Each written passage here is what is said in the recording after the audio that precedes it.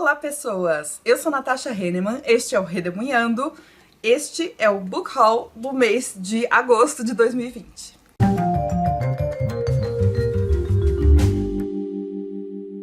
Gente, esse mês me considerei controlada, ainda comprei algumas coisas, mas vocês sabem que eu costumo comprar bastante e nesse mês foi um pouco menos. Vou começar falando com vocês sobre 3 e-books que eu comprei. Um deles chama-se Nunca Mais Café, do Daniel Prestes da Silva. É uma edição independente. O Dan é meu amigo. E se quiser saber mais sobre esse conto, vai lá no meu vídeo de leituras de agosto. Mas basicamente é um conto super curtinho, em que o gato Pierre, que é o gato de estimação do Dan, narra pra gente como é estranho ter o seu humano em casa o tempo todo por causa da pandemia. O gato não sabe que é uma pandemia, mas ele estranha tudo que tá acontecendo ao redor. Então é muito divertido, é muito interessante esse ponto de vista novo que o Dan propõe. O link para todos os livros que eu estiver mencionando aqui está no box de descrição. Se você quiser adquirir qualquer um deles, por favor, utilize o meu link, que você não paga nada mais por isso e eu recebo uma pequena comissão pela venda. Esse dinheirinho me ajuda bastante no final do mês, geralmente. E eu também comprei um livro da editora HarperCollins, chamado Garoto Devora o Universo, do Trent Dalton, que é um autor australiano, e nós vamos ler esse livro para o piquenique literário do mês de setembro. O livro se passa na Austrália, em Brisbane. Eu não sei muita coisa ainda sobre ele, mas eu sei que é narrado por um garoto de 12 anos e vai falar bastante de relações familiares, de dramas familiares. Não sei ainda exatamente o que, mas com certeza no mês de setembro eu venho no vídeo de leituras contar para vocês. Eu adquiri 2 livros da editora Contexto, que fazem parte da coleção História na Universidade. Aliás, 2 que eu não sabia que existiam e descobri, aí eu resolvi comprar porque eu já tenho praticamente toda a coleção. Um deles é o História Contemporânea 2, do professor Marcos Napolitano. Vai falar do período entre guerras até a nova ordem mundial, que é a globalização, acredito que chegue até os anos 1990, 2000, por aí. E eu gosto muito do professor Marcos Napolitano, tanto das aulas dele quanto do livro. Eu li o livro dele em 1964 e adorei. Para mim é um dos melhores livros de história que eu já li. Então as expectativas para qualquer livro dele são altas, no meu caso. E da mesma coleção eu comprei Práticas de Pesquisa em História, da Tânia Regina de Luca. Vai falar sobre o ofício do historiador, as responsabilidades do historiador, os documentos, o que é considerado documento ou não, dependendo da época. A delimitação do objeto de pesquisa, então o que significa você formular um problema historiográfico, delimitar uma bibliografia, lidar com os dados, circunscrever as fontes, vai falar sobre o texto historiográfico especificamente e como construir um projeto de pesquisa, né? Mas eu achei um livro muito legal, assim, a proposta dele, não li ainda. E ele é pequenininho, geralmente livros que falam de metodologia da história são muito grandes. Então esse talvez seja uma boa introdução. Depois que eu ler eu venho contar pra vocês também. Comprei este que eu estava de olho há muito tempo, eu gosto da autora, Água de Barrela, da Eliane Alves Cruz, pela editora Malê. Eu já li da Eliana um livro mais recente dela, chamado O Crime do Cais do Valongo, que eu gostei muito, é um livro policial, que se passa no Rio de Janeiro do século XIX, e esse aqui vai falar de gerações de uma mesma família, não sei se vai se focar nas mulheres, acredito que sim, e eu costumo gostar dessas sagas familiares que vão acompanhando várias gerações.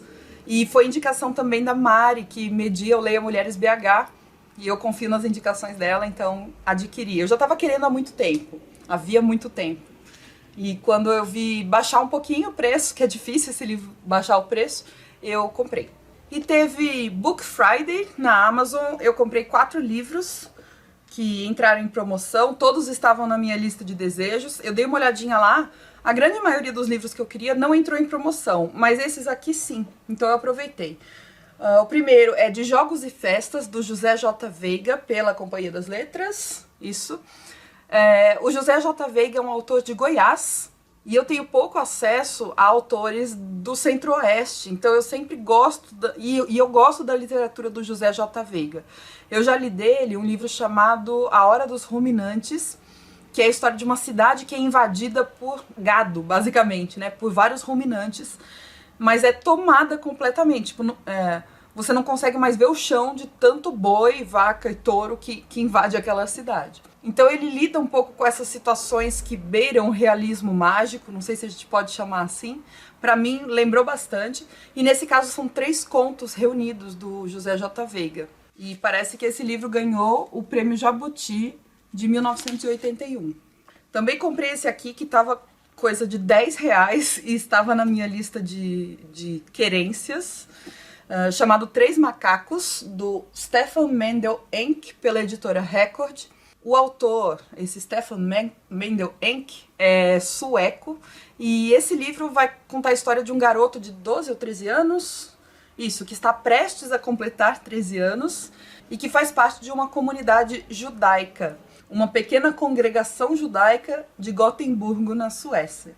E eu gosto muito de ler, de assistir, de conhecer sobre as culturas judaicas mais tradicionais, religiões diversas. Vocês sabem, né, que eu gosto de diversificar bastante.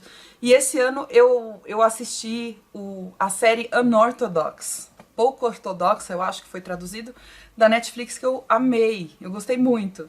Então eu me animei de comprar esse livro, tava barato. Comprei um que foi super recomendado por várias pessoas, eu acho que a Jéssica Matos foi uma delas, Cidade de Deus, do Paulo Lins, pela editora Tusquets.